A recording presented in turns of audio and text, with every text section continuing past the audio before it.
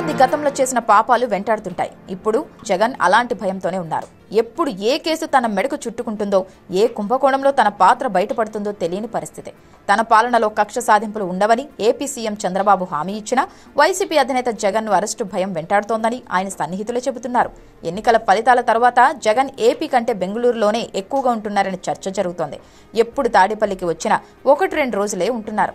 అధికారం కోల్పోయాక జగన్ బెంగళూరు యలహంక ప్యాలెస్ సాక్షిగా ఆయన ఏం వ్యూహాలు పన్నుతున్నారనేది అంతు చిక్కడం లేదు. కూటమి ప్రభుత్వం అధికారంలోకి వచ్చాక వైసీపీ ప్రభుత్వ అవినీతి, అక్రమాలు, కబ్జాలు బయటపడుతూనే ఉన్నాయి. జగన్ రెడ్డి 5 ఏళ్ల పాలనలో ముఖ్యంగా చెప్పుకోదగింది మద్యం కుంభకోణం. ఢిల్లీ లిక్కర్ స్కామ్ కంటే ఇది ఎన్నో రెట్లు ఎక్కువ అంటున్నారు. ఏపీలో మద్యం డిస్టిలరీల కేటాయింపు నుండి అమ్మకాల వరకు అనేక చోట్ల అక్రమాలు చోటు చేసుకున్నాయి. మద్యం అమ్మకాల్లో జరిగిన అక్రమాలపై ఇప్పటికే శ్వేతపత్రం ద్వారా బయటపెట్టింది కూటమి సర్కార్.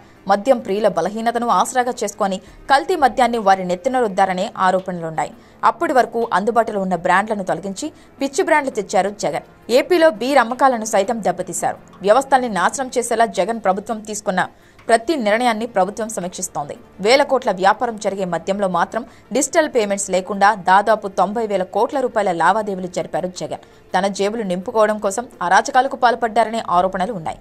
జగన్ యలహంక ప్యాలెస్ సమీపంలోని ఓ హోటల్లో ఉన్న వాసుదేవరెడ్డి సిఐడి అధికారుల విచారణలో అనేక విషయాలు బయటపెట్టారని, జగన్ గుట్టంతా వాసుదేవరెడ్డి దగ్గరే ఉందంటున్నారు.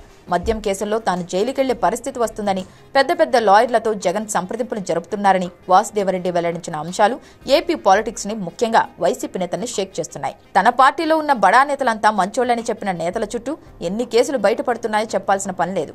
ఇప్పటికే మాజీ మంత్రి జోగి రమేష్ అగ్రిగోల్డ్ భూముల వ్యవహారంలో అరెస్ట్ అయ్యారు. ఆయన నోరు విప్పితే జగన్ బండారం బయటపడటం గ్యారంటీ అంటున్నారు.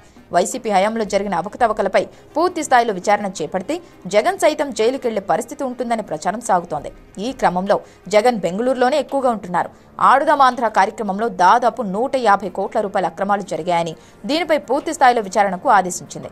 రోజా ధర్మాన కృష్ణదాస్ చుట్టూ ఉచ్చు బిగుస్తోంది. పెద్దిరెడ్డి రామచంద్రారెడ్డి ఫ్యామిలీ చేసిన భూ కబ్జాలు, అక్రమ రిజిస్ట్రేషన్లు అన్నీ ఇన్ని కావు. వివిధ ఆఫీసుల్లో ఫైళ్ల దహనాల కేసులు వైసీపీని ఇరుకుని పెట్టడం ఖాయంగా కనిపిస్తోంది. ప్రభుత్వం వచ్చి 2 నెలలు ముగియక ముందే రాష్ట్రంలో శాంతి భద్రతలు అదుపు తప్పాయని అరిచి గగ్గోలు పెట్టే జగన్ తన హయాంలో జరిగిన అక్రమాల గురించి ఎందుకు నోరు మెదపటం లేదని టీడీపీ నేతలు ప్రశ్నిస్తున్నారు. వైసీపీ అధికారంలో ఉన్నప్పుడు నిబంధనలు ఉల్లంఘించి భూములు కొనుగోలు చేశారంటూ వచ్చిన ఆరోపణలను వైసీపీ నాయకులు ఖండిస్తూ వచ్చారు. తాము ఎంతో పారదర్శకంగా వ్యవహరించామని చెప్పుకొచ్చారు. తీరా ప్రభుత్వం మారిన తర్వాత ఆధారాలతో సహా వైసీపీ అక్రమాలను బయటపెడుతుంటే ఆ పార్టీ నాయకులంతా సైలెంట్ అయిపోయారు.